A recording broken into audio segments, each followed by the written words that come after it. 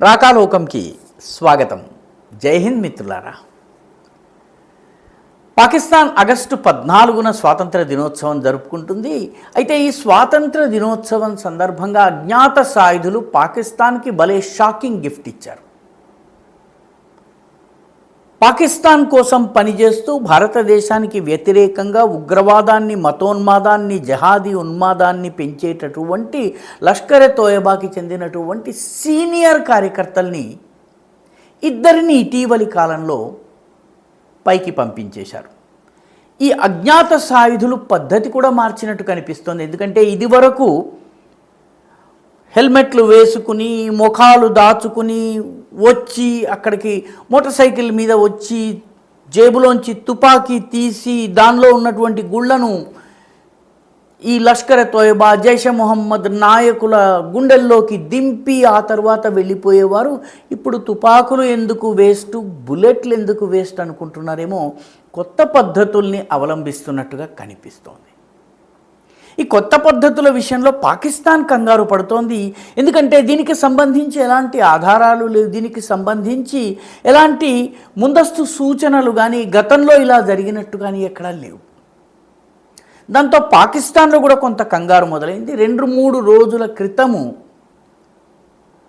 లష్కర్ ఎ తోయబా యొక్క సీనియర్ నాయకుడు 26/11 ముంబై దాడికి ప్రధాన సూత్రధారుల్లో ఒకడైనటువంటి కారీ సయీద్ అబ్దుల్ అజీజ్ చాలా అనుమానాస్పదమైనటువంటి పరిస్థితుల్లో మరణించాడు. అతని మరణానికి సంబంధించినటువంటి వీడియో కూడా, అతను కుప్పకూలిపోతున్నటువంటి వీడియో కూడాను సోషల్ మీడియాలో అందుబాటులో ఉంది. నిజానికి ఈ కారీ సయీద్ అబ్దుల్ అజీజ్ ఒక హోటల్లో ఒక చోట, ఏదో గుర్తు తెలియని ఒక చోట, హోటల్ కూడా కాదది, అక్కడ అతను భోజనం చేసిన తర్వాత బయలుదేరి నమాజ్ చేయడానికి మసీదు దగ్గరికి వచ్చి, ఆ మసీదు పేరు, అది ఇస్లామాబాద్లో ఉన్నటువంటి మసీద్, అంటే దేశ రాజధానిలో ఉన్నటువంటి మసీదు, కుబా మసీద్ దాని పేరు. ఈ కుబా మసీద్ దగ్గరికి వచ్చి మెట్లు ఎక్కుతున్నటువంటి సందర్భంలో అతను కుప్పకూలిపోయాడు. అతనికి భోజనంలో ఏదన్నా కలిపారా, లేకపోతే అతనికి అంతకు ముందు ఏదన్నా విషప్రయోగం జరిగిందా, ఎందుకు అలా కుప్పకూలిపోయారు? ఆ తర్వాత అతన్ని లేపి తీసుకెళ్లే ప్రయత్నం చేసేటప్పటికి అతను చనిపోయాడు.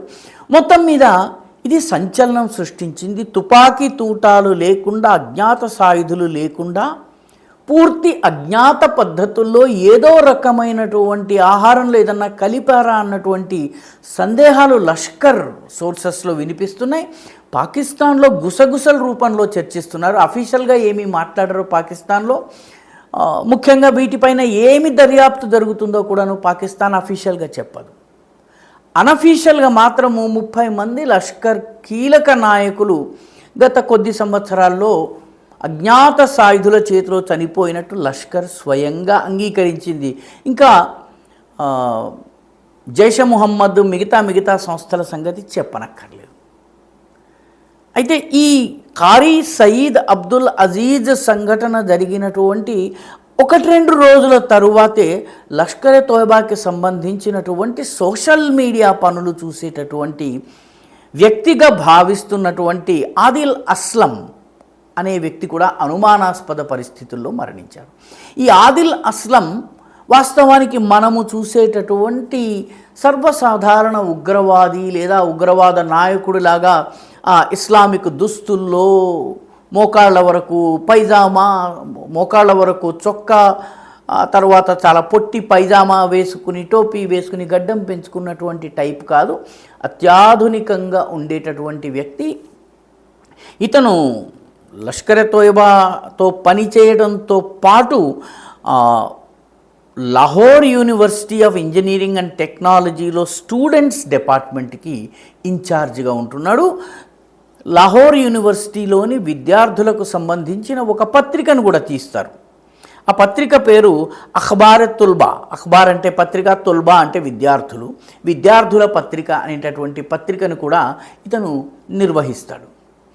ఈ వ్యక్తి వాస్తవానికి లష్కర్ ఎ తోయబాకి సంబంధించిన ప్రొపగాండా కానీ, ప్రచారం కానీ, దానికి సంబంధించినటువంటి వార్తల ప్రసారం కానీ యువకుల్లో, విద్యాధికుల్లో మతోన్మాదాన్ని రెచ్చగొట్టి రాడికలైజ్ చేసి వాళ్ళని ఉగ్రవాదం వైపు తీసుకొచ్చేందుకు పనిచేస్తూ ఉంటాడు. ఇతను బాంబులు తయారు చేసే ఉగ్రవాదుల్ని తయారు చేయరు, కానీ వాళ్ళకి కావలసినటువంటి సోషల్ మీడియా బ్యాకప్ ఇవ్వగలిగేటటువంటి గ్రూపుల్ని తయారు చేస్తారు.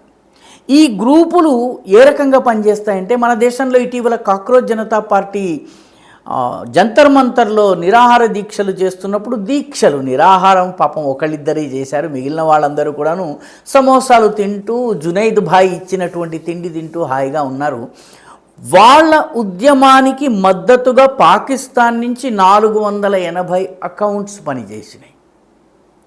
ఆ 480 అకౌంట్స్లో కాక్రోచ్ జనతా పార్టీకి మద్దతు ఇస్తూ ఒక్కొక్కటి 3 లక్షల 4 లక్షల ఎంగేజ్మెంట్ని సాధించాయి.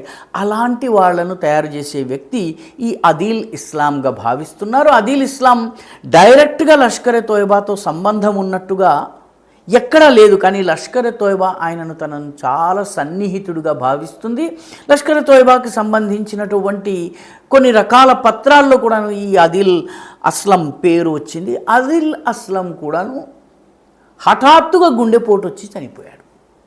అయితే ఈ గుండెపోటు విషయంలో పలు అనుమానాలు వ్యక్తమవుతున్నాయి. అతను అంతకు ముందు రోజు ఏం భోజనం చేశాడు, లేకపోతే ఏమి సేవించాడు, వేటి వల్ల ఈ పరిస్థితి వచ్చింది? ఎందుకంటే చాలా ఆరోగ్యంగా ఉండే వ్యక్తి హఠాత్తుగా ఇలా అవ్వటము కొంత ఆశ్చర్యం కలిగిస్తుంది. కాబట్టి అజ్ఞాత సాయుధులు తమ యొక్క పద్ధతిని మార్చారా? తూటాలు, బుల్లెట్లు, గన్స్ వీటికన్నా వేరే పద్ధతులను ఏదైనా అవలంబిస్తున్నారా అన్నది పాకిస్తాన్కి ఇప్పుడు ఇది ఒక పెద్ద షాక్. పైకి ఏమీ మాట్లాడకుండా ఎస్ఐ కానీ మిగతా పాకిస్తాన్కి సంబంధించినటువంటి గూఢచారి సంస్థలు కానీ దీనిపైన దర్యాప్తు చేస్తున్నాయి. అసలు వీటి వెనక ఏముంది, ఎవరున్నారు, వారి యొక్క చనిపోవడానికి ముందు వాళ్ళ కార్యకలాపాలు ఎలా ఉన్నాయి, ఎవరెవరిని కలిశారు, ఏ రకమైనటువంటి ఆపరేషన్స్ జరుగుతున్నాయన్న విషయంలో పాకిస్తాన్లో చాలా రకాల మల్లగుల్లాలు పడుతున్నారు. చాలా కన్ఫ్యూజన్ ఉంది. మొత్తం మీద ఈ షాక్ మీద షాక్ తగులుతోంది పాకిస్తాన్కి. లష్కర్ ఎ తోయిబాకి కూడా దెబ్బ మీద దెబ్బ తగులుతోంది. ఈ వీడియో మీకు నచ్చినట్టయితే లైక్ చేయండి, షేర్ చేయండి, ఈ ఛానల్కి సబ్స్క్రైబ్ చేయండి. మీ అభిప్రాయాన్ని కమెంట్ల రూపంలో తప్పనిసరిగా పంపించండి.